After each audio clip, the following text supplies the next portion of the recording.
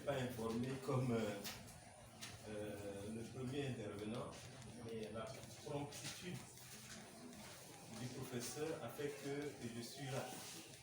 Et le docteur Yandi, qui va intervenir tout à l'heure, a également demandé de venir. Donc c'est un honneur et une fierté d'être parmi vous ce matin pour partager un peu sur la quintessence de l'importance de la journée. Et je suis historien de formation. Et quand les événements de 1979 ont éclaté, je n'étais pas encore historien. Et j'étais élève au lycée d'État des Rapides. Et donc j'ai connu ces événements-là. Quand ça a commencé ici, là où on a implanté le monument des martyrs, j'y étais. Et je reviendrai un peu plus tard. Je reviendrai là-dessus. S'il vous plaît, pour information, le lycée des martyrs, c'était autrefois le lycée Jean Bedel Bokassa. Le changement est intervenu après 1979, la prise du pouvoir par Dani Dako. Avenue Jean Bedel Bokassa, lycée Jean Bedel Bokassa, centre de la mer et de santé Catherine Bokassa, tout ça a été fait. Bien, avant d'échanger avec vous, je voudrais juste revenir un petit peu pour compléter ce que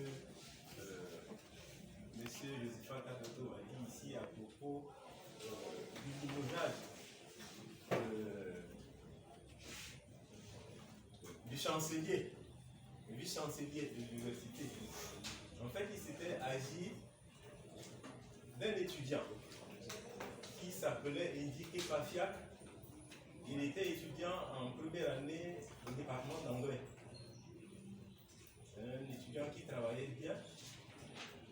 Il avait une moyenne de 12 pour passer en classe supérieure. Le soir, on a décidé autrement, il est décédé. Et l'ANECA s'est rapproché de M. Jean-Louis Moralis, qui à l'époque était chancelier de l'université, vice-chancelier de l'université.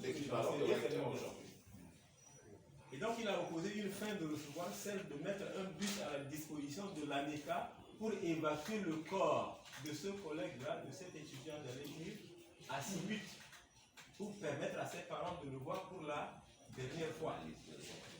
Et donc après ça, c'est ça qui va motiver l'Assemblée générale, qui va aboutir à la destitution de Jean-Louis Moralis, qui était pas recteur. Les passons à l'appel le recteur. Oui, mais c'est voilà. L'équivalent. C'est juste le complément que je voudrais apporter. Ceci étant,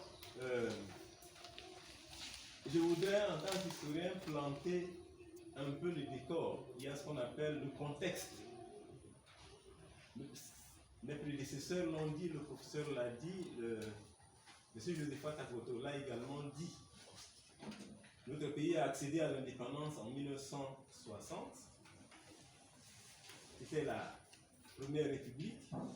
Et cette république a vécu jusqu'en 1976, 4 décembre. Et c'est à partir de cette date-là que Jean Bedel Bokassa, quand bien même maréchal de son État, a décidé d'ériger la République en empire. 1976. Et la fin de ce premier empire, j'allais dire, va prendre fin en 1979. Je vais juste m'appesantir sur la période qui va de 1976 à 1979. En 1979-76, j'allais dire, au moment où Jean Bedel Bokassa a décidé d'ériger la République en empire, c'était une dame, Elisabeth Domitien, qui était Premier ministre. Et quand il a posé le problème de faire en sorte que la République devienne empire, cette dame s'est opposée. Et cela lui a valu son limogeage. Elle a été écartée et c'est Félix Patassé, qui a été désigné comme Premier ministre. Et c'est avec lui que la cérémonie du couronnement va avoir lieu le 4 décembre 1976.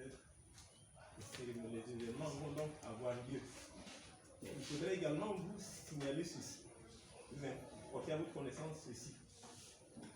Le couronnement de l'empereur Bokassa s'est fait sur le dos du peuple centrafricain. Le trésor public a été mis à contribution. Certains particuliers, responsables d'entreprises, les hommes d'affaires, les commerçants, les paysans, les planteurs ont été mis à contribution pour que l'argent rentre afin de réussir la fête du couronnement. Et au lendemain du couronnement, un problème va se poser